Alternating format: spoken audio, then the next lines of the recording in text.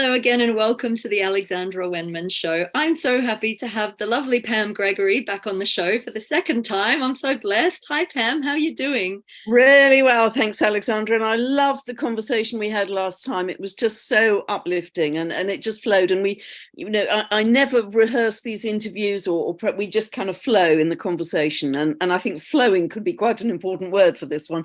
So I'm really looking forward to sharing with you again. Thank I you. agree. I totally agree. I never prepare questions. I'm just sort of fed them from the universe, and it always ends up being the right sort of, well, as we did last time, it just all comes together. And I just get goosebumps because so many of these topics to me are so exciting and there's nothing off limits. So I think let's for want of a proverbial word, let's dive in. So you and I have been talking a lot, on camera and off camera, about water and how much the significance of water has really come to the fore on this planet right now. And one of the things that my guides have been talking about is how, without us even knowing, we've been manipulated through water and through the waters of our body and things like this. But so I've been doing a lot of work on making sure that we bless the waters. I know that you've spoken a lot about Masaru Emoto and Veda Austin and people like that who very much know that water has a beautiful consciousness of its own. And my Water Alchemy Oracle, I talk about that as well. But can you talk to us a little bit about the astrology of this? Like, what is happening to the water? What does the astrology point to in terms of the consciousness of water? Yeah, gosh, wow. So much to say. I think that there are a couple of really big things that are bringing water into prominence right now. One is that Saturn has moved into Pisces and will stay there until spring Northern Hemisphere 2026. And the ruler of Pisces, Neptune, is already there and will stay there actually until 2026, spring 2026 as well. So they are both co-present in Pisces, and Pisces is all about water. It's the most sensitive water sign. So they are highlighting the importance of water. And Saturn is the planet par excellence of structure. So I think we're going to be learning an awful lot about the importance of structured water and how water that comes through our taps is unstructured because it goes through lots of right angles, and that disturbs the natural structure that you get in a mountain spring or a waterfall or that kind of thing. So, but also another very big thing is there's a dwarf planet called Sedna. Sedna has an 11,400-year orbit. Wow. And she's coming closer and closer in her orbit to the Earth. And when she does that, she'll bring an extraordinary amount of galactic information with her. And because she orbits right out to the edge of what's called the Oort cloud and bumps up against, other galaxies, etc. But her myth is very powerful because there are variations on the myth. But in short, she was a kind of young maiden who was promised a beautiful marriage by this young man, and off she went with this young man and married him, and he kind of betrayed all his promises, and so her father came to rescue her, and they set off in a canoe, but a big storm blew up, and her father threw her overboard into the storm out of the canoe, and when she tried to climb back in, he chopped her fingers off. Nice. So, the patriarchy does not come that well out of this myth. But what happened was a complete spiritual transformation because as she had to let go, she couldn't hang on. And she just drifted down to the deep Arctic waters because she's the goddess of the Inuit people. She transformed into these beautiful sea creatures of turtles and whales and dolphins. She became these exquisite new creatures in the deep. So there's something about letting go of a known structure. Saturn also rules the patriarchy, top-down structures, governments, corporations, do what we tell you, elitist, rich people at the top, poor people at the bottom, letting go of what we've thought is our security to release, and that may feel, very scary because we don't know where we're going. But actually, we're going into this huge spiritual transformation and new forms in nature, new consciousness for ourselves. So the myth of Sedna is very highlighted at the moment because she's right kind of at end of Taurus and just moved into Gemini. So when a planet with that long an orbit changes sign, it becomes very highlighted, and she's in very strong aspect to lots of other, you know, she's trine Pluto and lots of other aspects. So water is going to be a big deal. I don't know if I was comprehensible there, but oh, completely. I'll tell you. So what the guides have been talking to me about and what they're saying now is this is all about co-creation with water. And I think we discussed this before, and I've definitely made videos on it about how water is an amplifier, and it's a lens through which we can project our intentions and amplify our positive vision for the planet that we want to see. And the more that we can project the positive vision into the water, the more it creates. But if we think about the waters, or the primordial waters of Earth, which is where all life began, that links in to the waters of the womb and the co-creation of the womb and the great cosmic womb. And what I'm finding is, if we think of water as a metaphor for emotions, for the feminine energies on the planet, not necessarily women essentially, but the feminine energies on the planet, this speaks to me as a new way of co-creation where we've completely forgotten all of the magic and the mystery and the manifestation techniques. And this is all coming to the fore, that we need the masculine and feminine to bridge those worlds. The other thing they're saying is, we're going to start seeing, in terms of fertility on this planet, very, very high frequency children coming through. And I'm already seeing it in my personal kind of peer groups and friendship groups. And I've had weird experiences myself, which I'm not going to go into now. But we're going to start seeing really not conventional pregnancies, a lot more home births and natural births coming through women as these high frequency kids come through, and pregnancies that are weird and out of the norm. So I know two women in particular. I know one woman who, and this is going to sound absolutely fantastical to people watching this, but I know one woman who had a 17-month pregnancy. She was told by doctors that she was making it up, that it was psychosomatic. No pregnancy test showed the baby. The scans didn't show the baby. But 17 months after she was told she was having a Venus birth by her guides, she gave birth to a healthy baby boy at home in the bathtub. So that's just one example of this incredible shift in consciousness that's going on, and how the waters are supporting this. And we're having, you were talking about the astrology backing up a lot of cosmic information coming through, and that's coming through to us in our knowledge, but it's also coming through in very high masters being born on this planet at this time. I think these kids, some of them haven't even incarnated in this dimension before. It's phenomenal.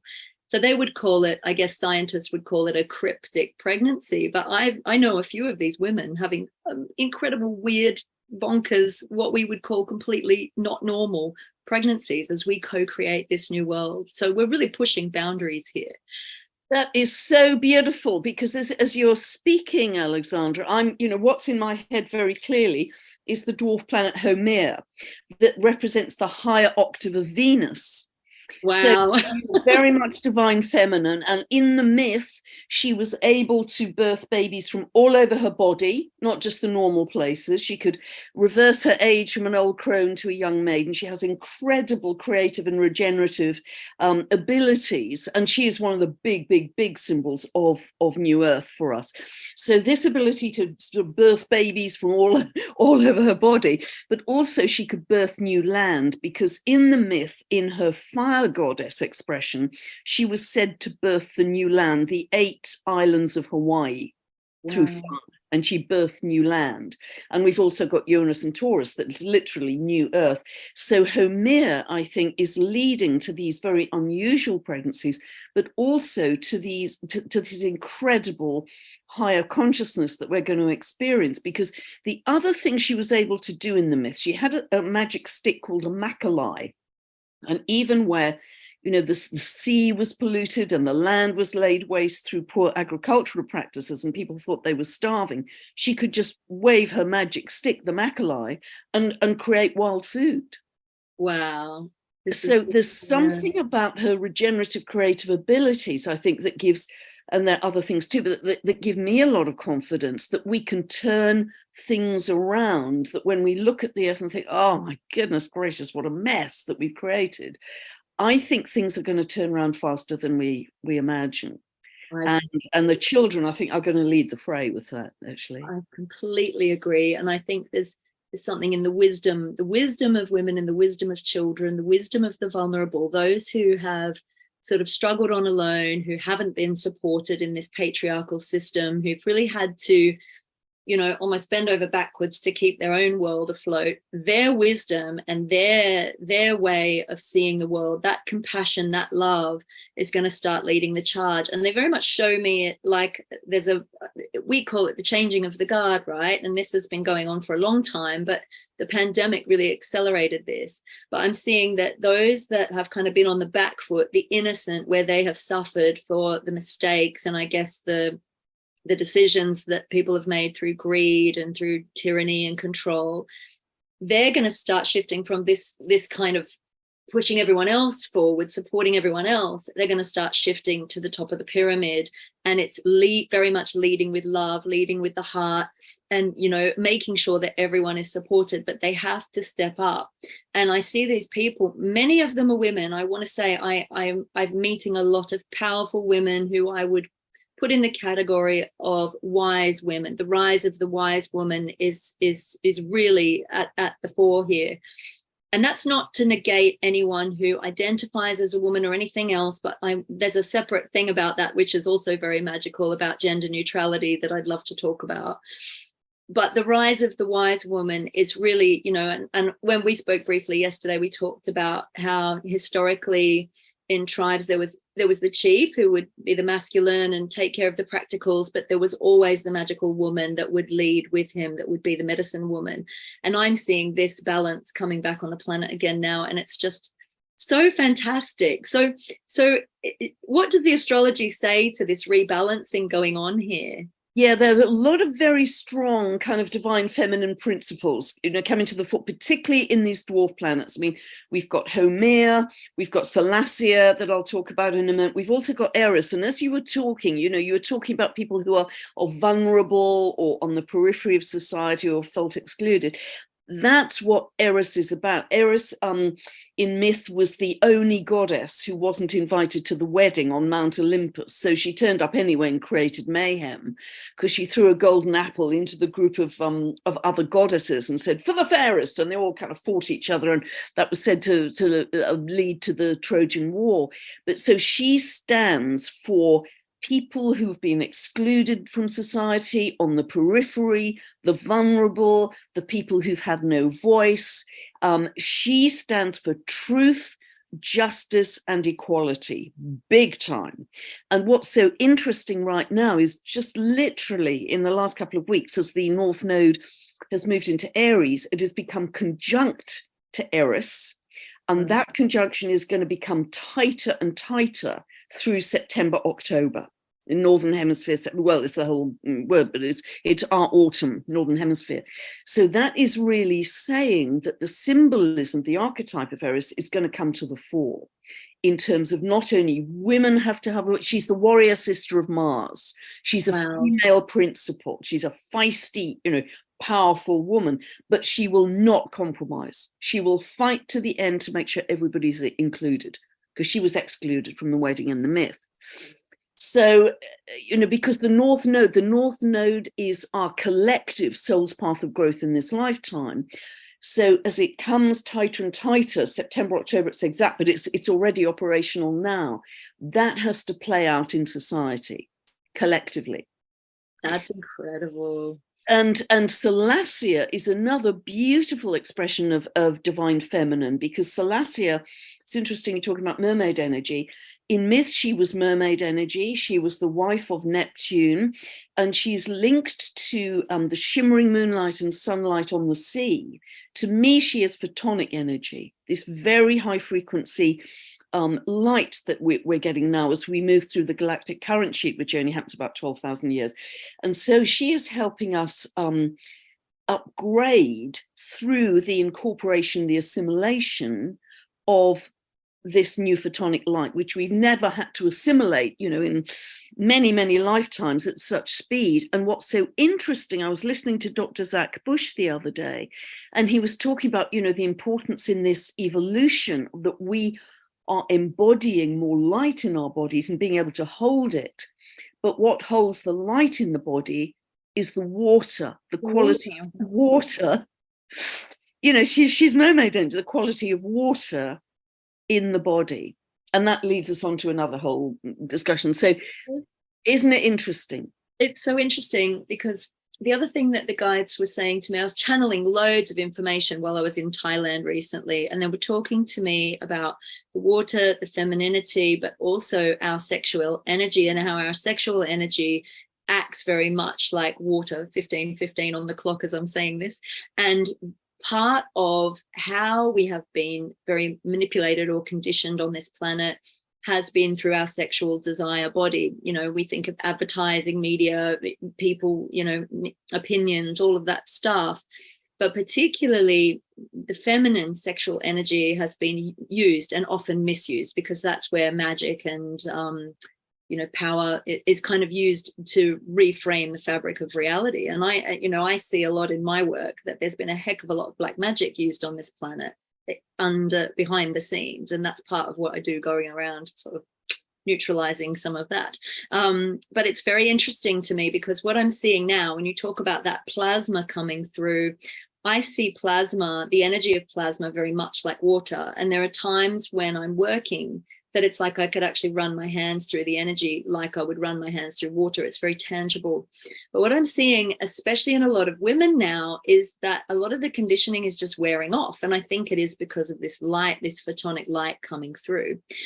So you're getting people, and not just women, but I'm particularly seeing it because a lot of my clients are women, where they're having 180-degree about face from what they thought they wanted in their lives, where they thought, oh, I'll get married, I'll have the children, I'll follow the what I'm supposed to do with my life as a woman, become the mother, tick all those boxes. And all of a sudden, all these women, it's like the blinkers have come off and they've gone, hang on a minute, what's in this for me? What about me?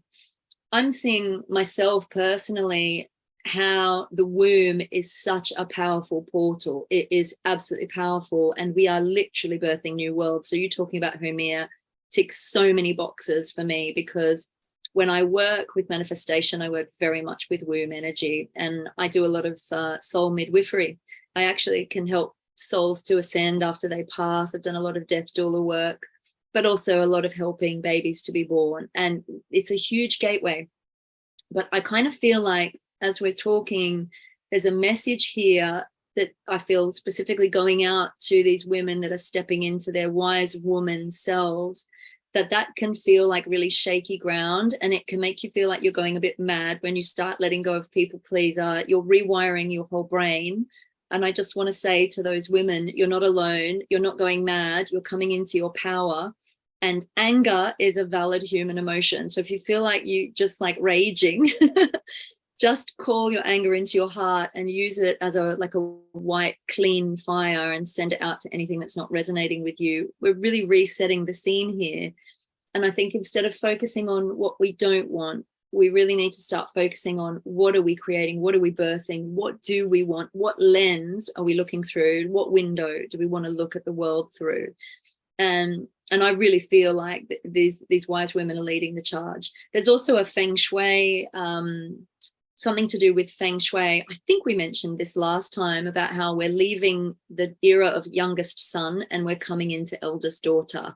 So it's like, really watch out, because wise women and older women especially are really stepping up into their power. And I just love that. So sorry, that was a bit of a tirade. I just get so excited about the whole, all of it. So, because as you're speaking, Alexandra, I'm seeing the astrology of it. Amazing. It's as you were talking about women coming into their power, what's in it for me? I'm an individual. This is absolutely about the North Node, which has just shifted into Aries and will be there for the next 18 months until January 2025. But the south end of the nodal axis is kind of what we're losing, what's in the collective past, what we've done, and that's about people pleasing. Being compliant, fitting in, don't rock the boat, go with the system, do with what you're told, be well behaved in class, well behaved as a parent or whatever. And so people are stepping into not so much their warrior selves, but a very individual sense of self, which the wild selves, really, isn't it? Coming back into the wildness. Yes, absolutely, which they may never have really sensed to this degree before. And, it's interesting because this is an 18.6-year cycle. And if I look back to last time that happened, I left my marriage and stepped into a solo life. So, I left the partnership for all kinds of, it was I think I was a world-class doormat in that, actually, but stepped into my solo role. And so that's what many people, I think many people in general, but particularly women, are starting to feel. And it's so interesting you talking about, giving birth, because that's when we talk about the waters breaking, the waters of the womb breaking. And what fascinates me is water is a form of plasma, as I understand it, because it can take many forms. It can be a liquid, a gas, a solid, whatever.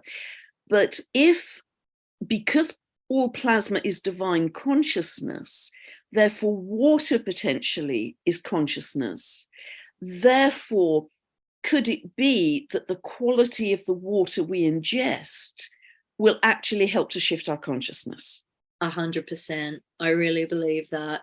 I've really been shown, and I know we spoke briefly about it yesterday, how in Thailand, so the guides are like, okay, so we need to word this a bit carefully, but in the way that I see it, I don't go down too many rabbit holes, but I ask questions. And one of my questions has been for a long time, why is our clean, free water now being bottled and sold? So we have to pay to have fresh, clean water.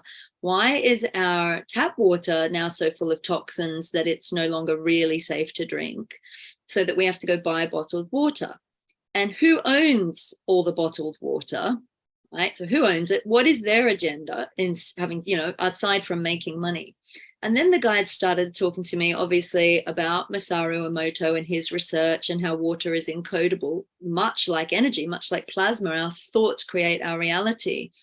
So I was just asking the question of, what am I actually drinking when I buy bottled water? Whose thought forms are in the water? What is their agenda? What are they packaging up to sell me? What's written on the label?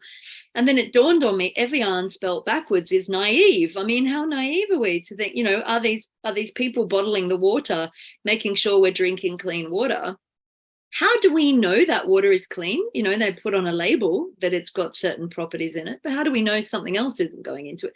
And these are just my questions, okay? So I'm not going too conspiratorial, but I do ask questions. And something I always do before I drink my water is I bless it, and I ask to restore it to its divine blueprint and its highest divine frequency. And I do that before I bathe in it, before I drink it, even before I get in the sea, in the ocean. It's bless the waters. And there is a really stunning project that is affiliated with Dr. Emoto's work called the Water for Peace Project. And they do beautiful free meditations, mostly at 11:11 every day, wherever you are in the world, just to send peace out to the waters and bless the waters. And of course, that includes our bodies. So I love that. But I am just like, water as manipulation, because as we said, our sexual energy, our desire bodies, we're barraged every day with so many things. EMF now, it's coming through in frequency. So you don't even know what you're being programmed with just through the 5G network these days. And, there are those of us that can hear it and can see it. And I'm telling you, it's happening. It's weaponized. So I always send love back to the source, whether it's through the water, through the plasma, through the frequency, through the airwaves, because it is, the word the guides would give me is, energy is malleable. It is malleable. So you never have to accept what you're being given. You choose the frequency that you operate at, and then you send love back to the source of it. And actually what they're saying now, Pam, which I'm coming to you, because they're saying all of the astrology right now is supporting us to do this. So 100%. What's jumping in here for you? Yeah, 100%. There's just, so much of the astrology, but I've talked a lot in the recent videos about, as particularly as Pluto enters Aquarius fully, and it will be in Aquarius for 9 months next year, and then fully from November 2024 for 20 years. So we're going to a lot of Aquarian energy. And Aquarius, if you think of the glyph of Aquarius, it's two jaggedy lines. And it's very much linked to energy and frequency. And I think one of the big shifts that we are going to step into is we are going to learn to become masters of our energy, masters of our frequency, that we don't just accept what is given to us in the air, in the EMS, whatever. We, as you say, Alexandra, absolutely, we choose. We get up in the morning and we say, I choose love, I choose joy, and we dominate our environment with those emotions. And we know from Masaru Emoto's work how much we can change the structure of the crystals in water just by our emotions. And it's something we haven't thought about really as humanity very much at all. You know, we've regarded water as a resource, and in the Western world, you know, if you've spent any time in India, which I know you have, and I spent a lot of time in India, we're just so grateful to have water from a tap. And we are lucky to have water from a tap. But actually, what is the quality of that water? What is it doing to our consciousness? Because if we are 99% by molecular count water, even if we're lucky enough to have tap water that's clean, what is the frequency of the water doing to our consciousness? So I think, and our realities, you absolutely say spot on, is so much more malleable than we realize. The plasma, the air, the water, everything. And we are going to be able to step into that Pluto in Aquarius if we use it to its best and become masters of that. And just as you do, Alexandra, bless the water that you drink, bless the water in the bath, bless the water in the sea you're about to step into, and your reality will change around you. And this is where it gets very exciting. And just by those emotions alone, we change the structure of the crystals. Masaru Emoto showed it. You know, Veda so showed it. You know, it's visible. And you don't even have to be by the water. Like the water also is so healing to be by. She's healing us as well. She's a powerful consciousness.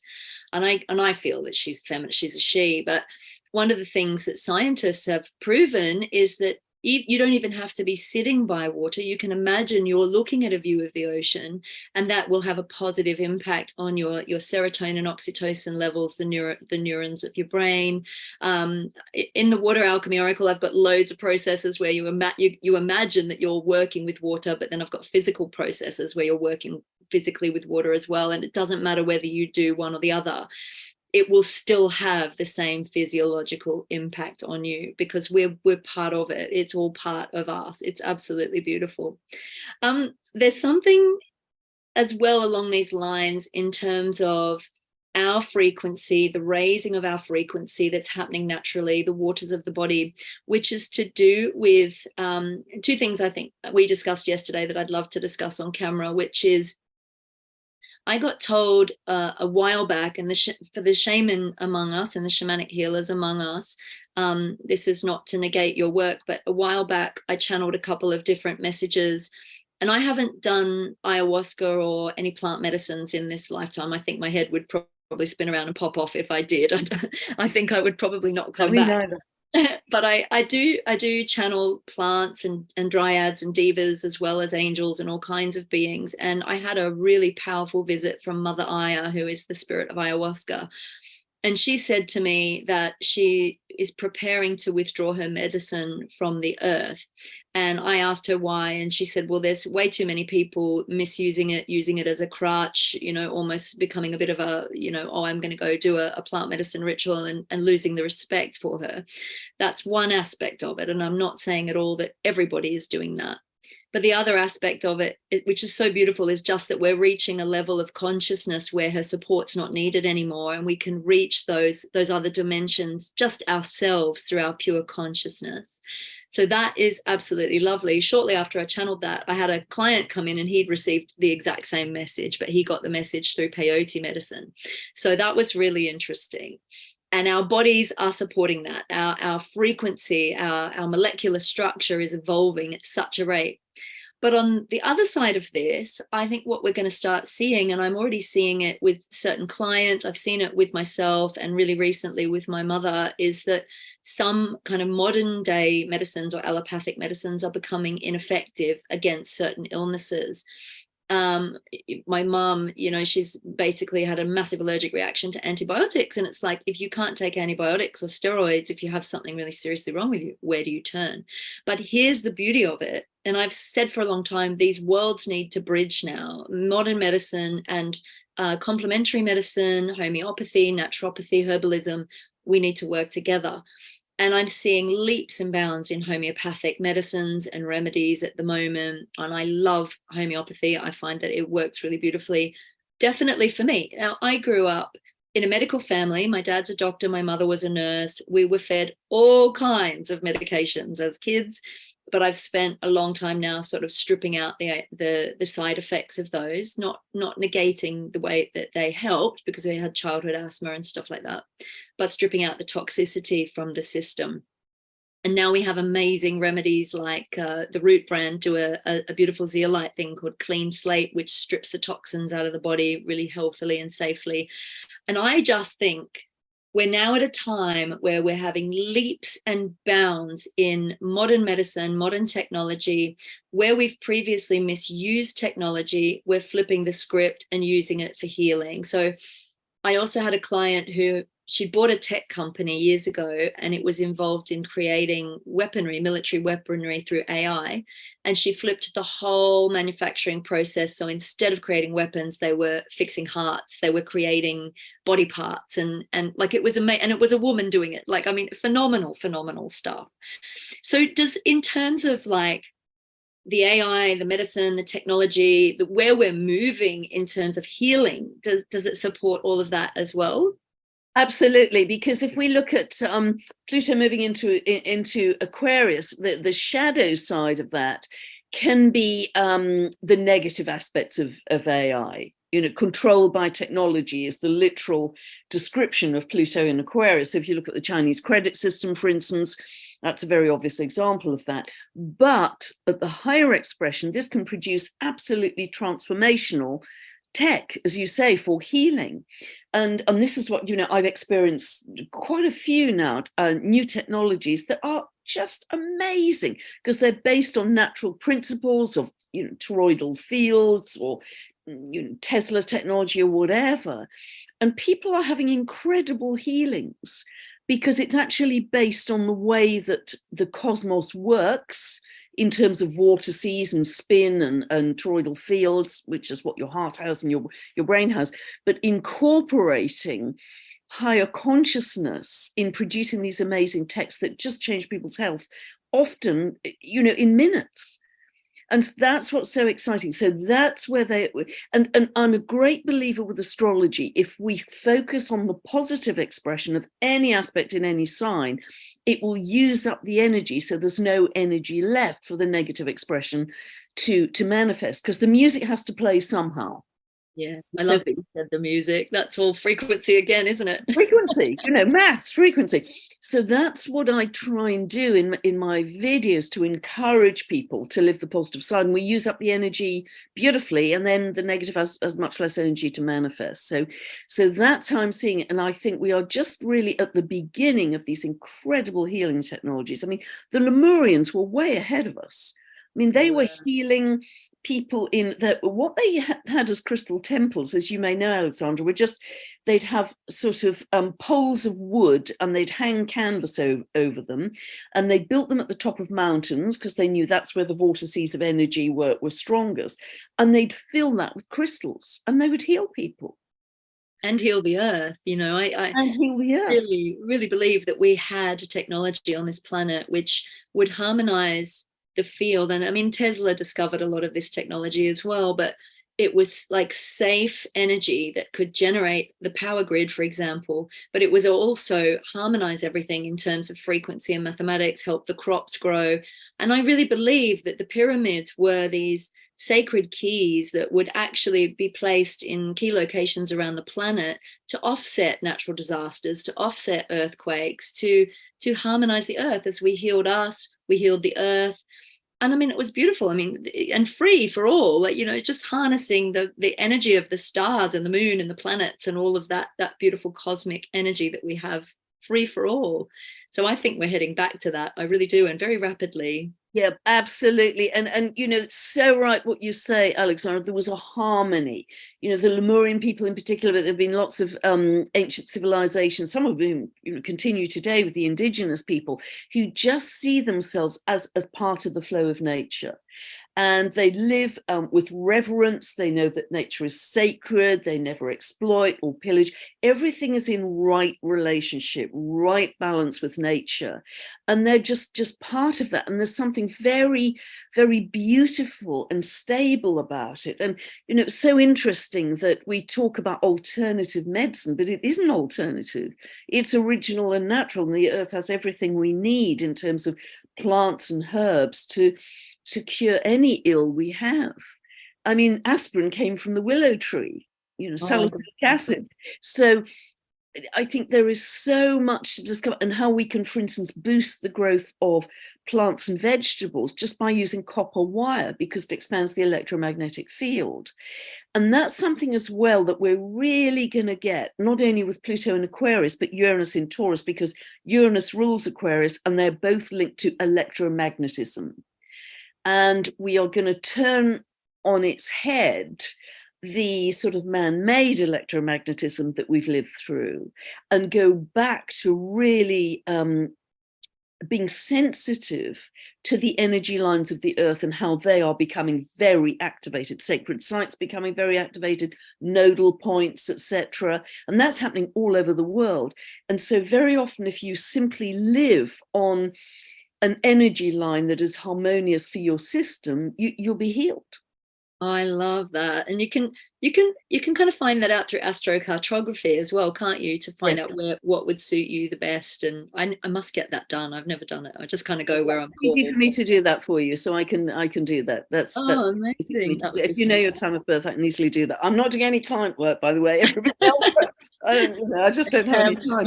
We'll call that one a favor. Yeah, absolutely. But the electricity in the body, I know, is very important for health.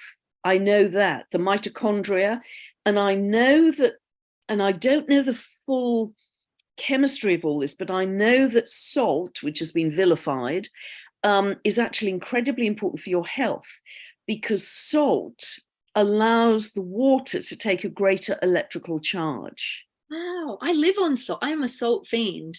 Yep. And actually, I think well, I don't know this for sure scientifically, but I always feel like it's supporting my nervous system, which of course is the electrical current through the body. So that would make sense, wouldn't it?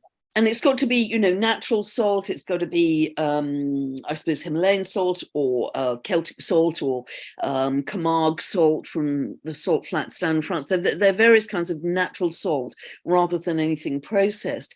But it contains so many minerals that we've lost in our tap water. So it's not only the remineralization of the body, it's something to do with salt water can take an electrical charge, and also crystals are made from salt water.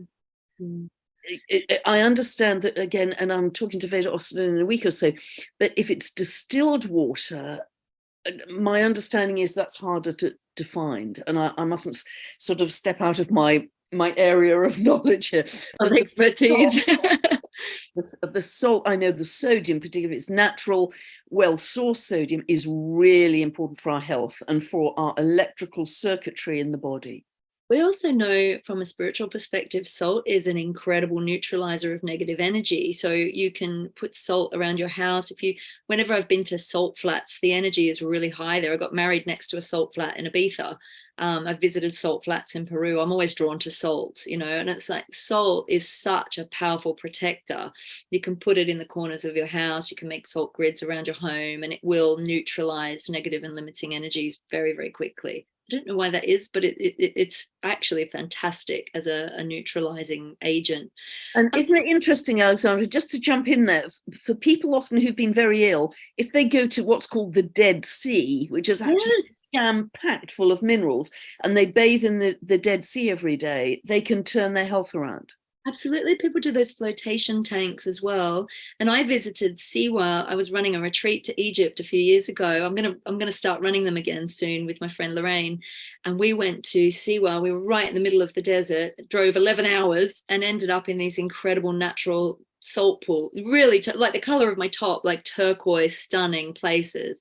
But you just felt so reinvigorated afterwards, so healing. It's yeah, amazing, antibacterial, all of that stuff. So amazing. I love it. They're badgering me. They're Yep. saying we need to would we discuss the unexpected. So I remember when I first emailed you about this interview, I was told in the middle of emailing you that there's a new comet coming in and that it's not the green comet that we've recently had, but my guides called it the purple comet. The purple comet is coming. Um, and the purple comet, when I Googled purple comet, I saw that there is this new comet coming in. It's going to be visible in, I think, October 2024, which was discovered by the Purple Observatory, which is hilarious. Um, they what I'm seeing is Archangel Ratziel is very connected to this comet. I always see him as the color purple. Now, purple is all about magic, alchemy, and I'm being told that this comet really aligns to a huge rise in the alchemists and the magicians and those who are using magic and alchemy for the good of the all on the planet. So we're going to see a massive upsurge of alchemists, and often this happens overnight. I've got clients that, I've got one client in America who was basically just doing a day job working as a butcher and then had a complete, visitation overnight from some wonderful star beings and then suddenly has realized who he really is and what he's here to do. So it can literally be an overnight awakening. And once it happens, you can't go back. You can't forget who you were. It takes a little while, I think, to try to assimilate into day-to-day life. But I also feel that on the level of the unexpected, that this comet's arrival equates to a huge awakening globally in terms of the alien question, alien life forms, us being aware of so much more out there. And I mean, obviously, the likes of you and I and people watching this show will be aware of it, but for the mainstream, it's probably going to seem a little bit scary. So I wonder, is there astrology that you know of that backs up all of this, like that we're 100%, yeah, absolutely 100%. Because again, going back to Aquarius, with Pluto moving into Aquarius fully for 20 years at the end of next year and being there for 9 months of next year, Aquarius is linked to the galactic, the outsider, the foreigner. So it's very linked to the galactic. And of course, all of us are made of stardust. Even Professor Brian Cox, who isn't a fan of astrology, says we are made of stardust. So that's where we came from. And many people actually have memories of living in other galaxies, etc. So that's going to be reawakened in a very big way. I mean, next year is a huge year of jumps in our awakening. I think towards the later months of this year, we could see a lot of disclosure, and just make sure it isn't another really big scary thing. If it's another really big scary thing, think no, thank you. I know that these beings are benevolent. I may have lived amongst them in previous lives, but when we get to April next year, there's a very, very favorable conjunction between Jupiter and Uranus rules Aquarius, so it's the planet linked to the galactic. We could see a big jump in consciousness at that point, really big. And whenever Pluto enters a new sign, which it's going to be doing more fully next year, we have some kind of revelation, we have some kind of drama around the archetype of that sign. So I think there could be a lot of disclosure this year, what's been hidden, what's been covered over, and big time jumps next year. They're saying that we're going to actually be seeing much more of otherworldly beings walking amongst us. I know in Lemuria it was like men, women, angels, we all walked together as one on the earth. They're saying those who have the capacity to see will be seeing much more physically.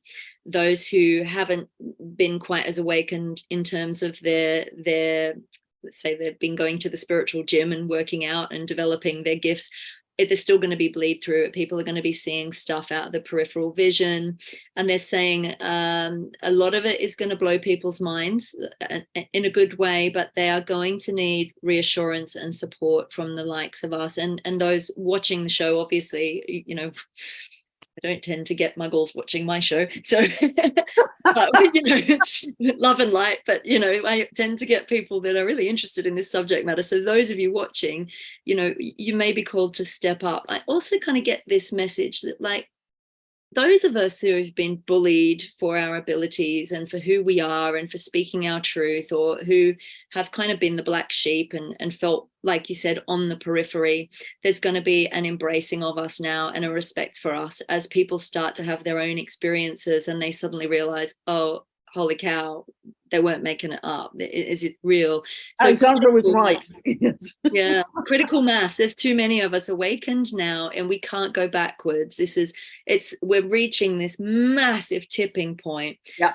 I don't know what astrologically is happening, but I'm seeing this showing me 2024 and the middle of 2024 being this huge tipping point. So yeah, I agree 100%. I think it's going to be absolutely enormous, and then it's going to go like dominoes. Amazing. It's going to go, really like, and we're going to move from this focus on, sort of contraction and the earth and our own material territorialism, and we're going through such a heart expansion right now. And I often talk about welcoming an expanded consciousness of love, and that's one of the best mantras you can use.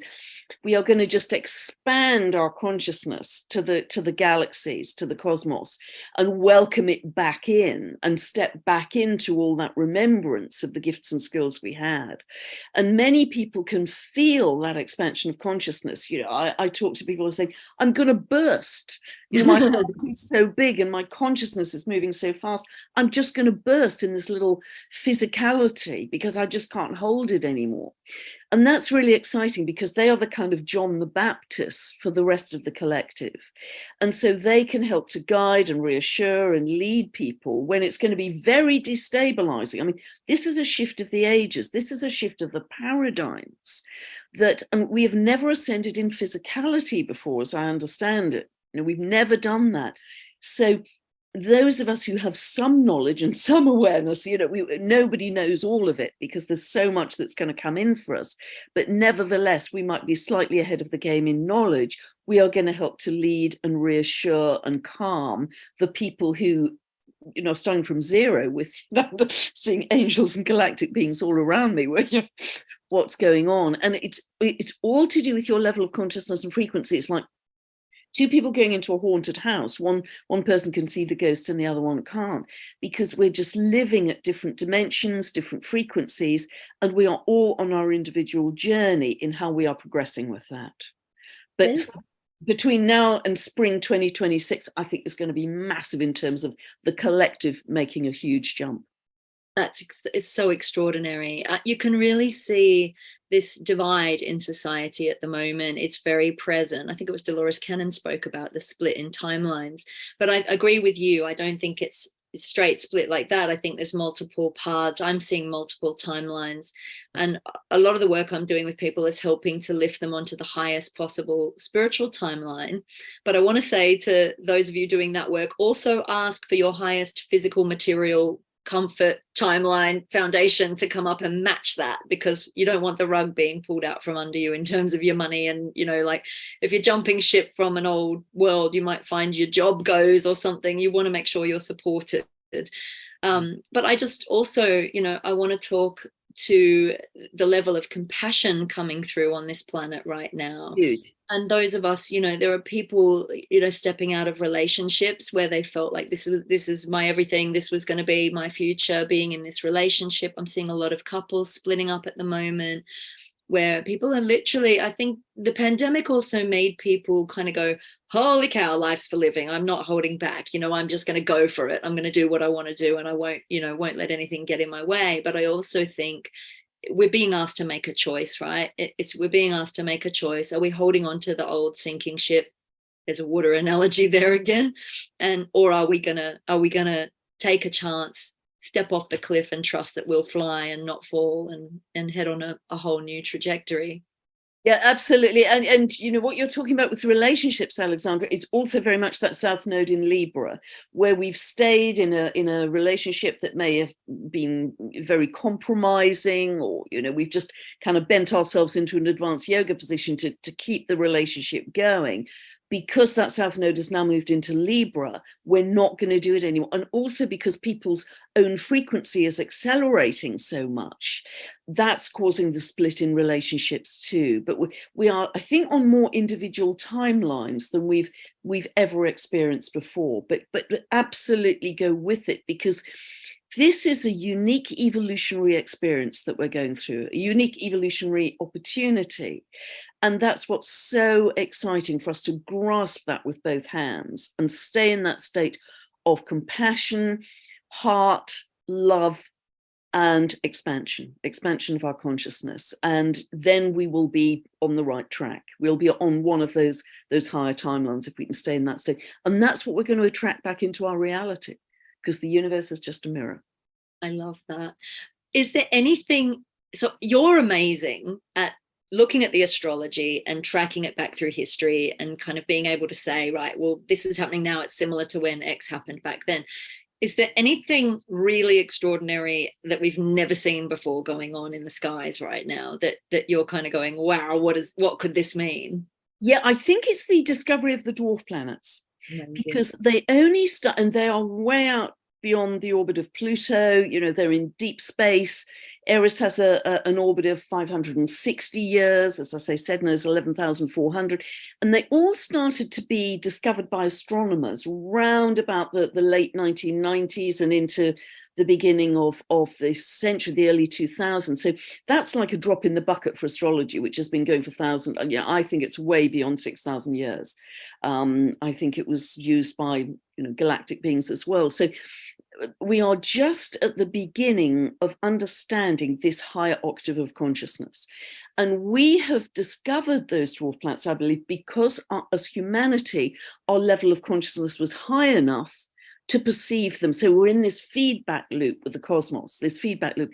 And as we start to understand the archetypes and how they can help us, and we're going from kind of individual personality to a whole shift of consciousness as humanity, that's where my interest lies, where I get really, really excited. And forget all the little stuff. Let's look at the really big cosmic picture. That's where I'm really excited, because we've never known that before. Certainly not in recorded history have we ever. The ancient peoples way back may have had knowledge of them, but certainly in our recorded history, we haven't been aware of them. And that's why it's a whole new paradigm.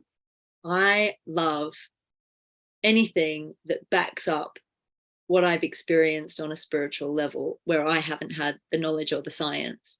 And I have a team of guides that they're incredible galactic beings. I haven't read anything about them online. I've never heard of anyone else speaking about them.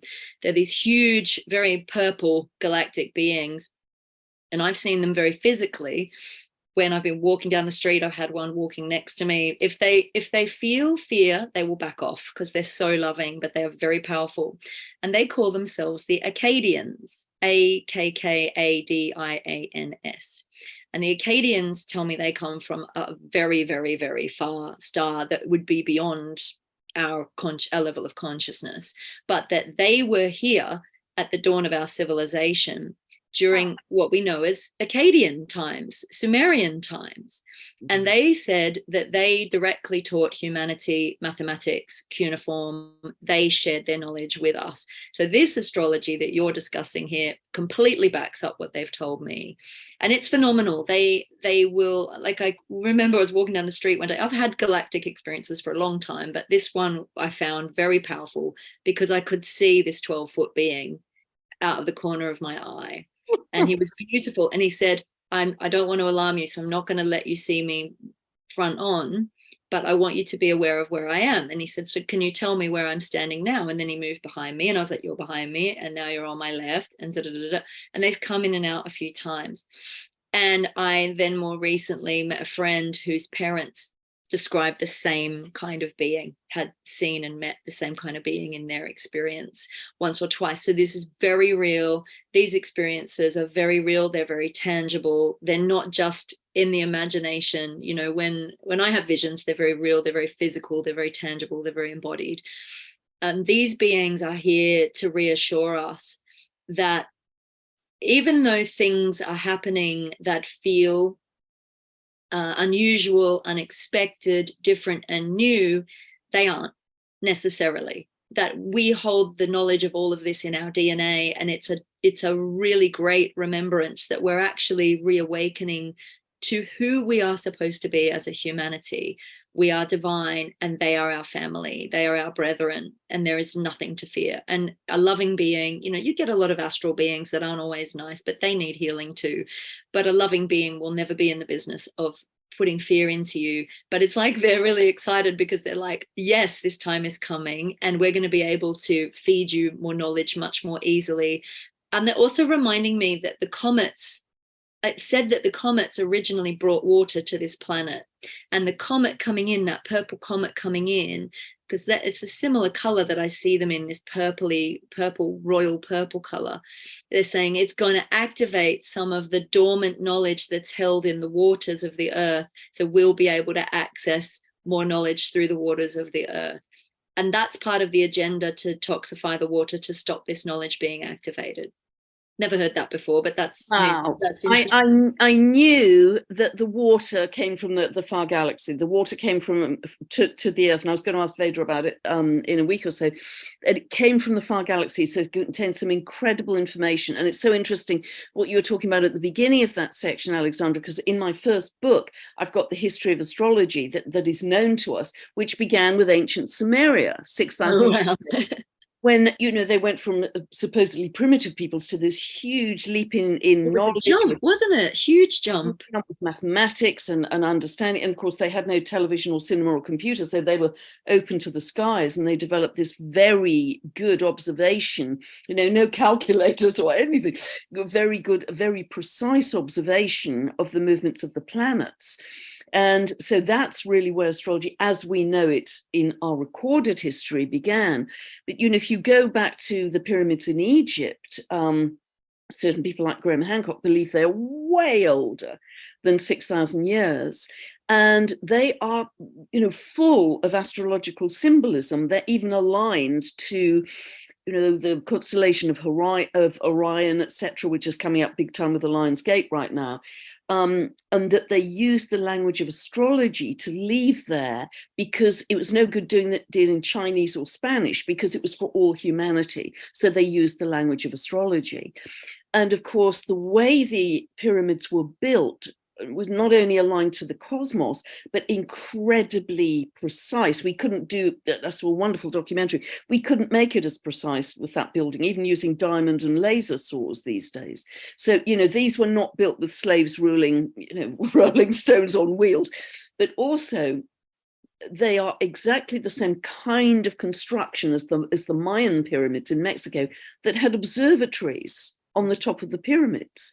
So these were highly astronomical cultures. The ancient Egyptians, the ancient Mayans were extremely knowledgeable about the cosmos in a way that we have, I think, barely scraped the surface of so far.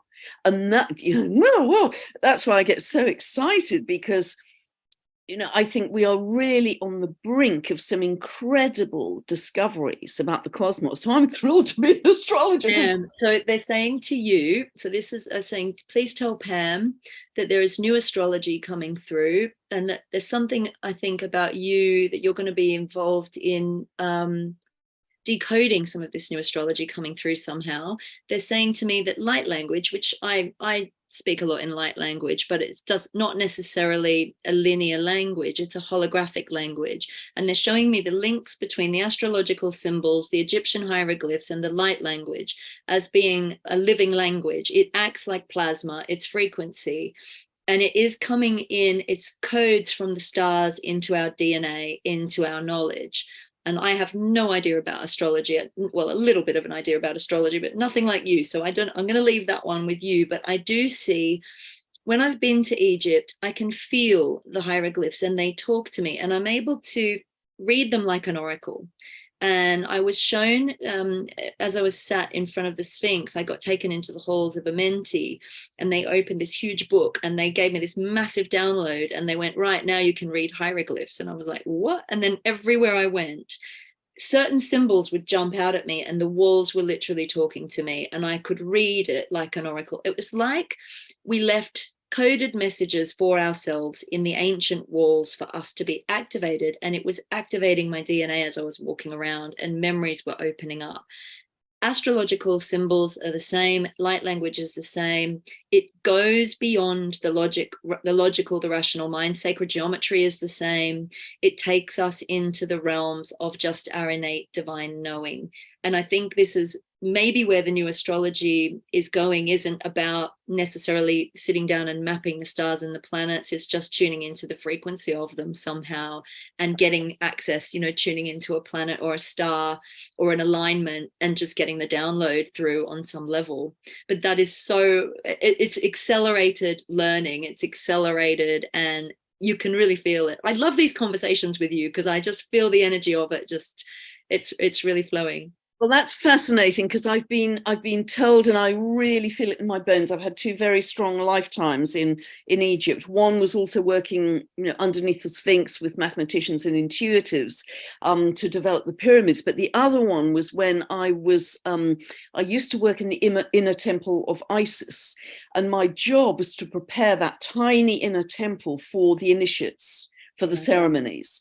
And so I'd run my hands like, rosary beads, I'd run my hands around the hieroglyphics to prepare the energy correctly for the initiation ceremonies. And I just feel that in my bones. So yeah, strong, wow. Strong, really strong links Maybe there. that's where we knew each other, mate. I love it. So many visions of Egypt. And Imhotep is very present, and he's very much talking about the architectural alignments to the stars. It was a map of the stars on the earth. And it's like he's showing me modern day buildings and going, we've forgotten how to do that. We've forgotten how to map the stars, but it's starting again. And yesterday I spoke to a beautiful woman who creates stone spirals in the earth, and they're star portals. And she's absolutely beautiful. And what I love about this is that she found me through our previous interview. So, Oh, wow. like, the linking up of people that have the knowledge, that have remembered and done the work and regained the knowledge. A lot of us have been doing it on our own, really struggling. Where do I fit in?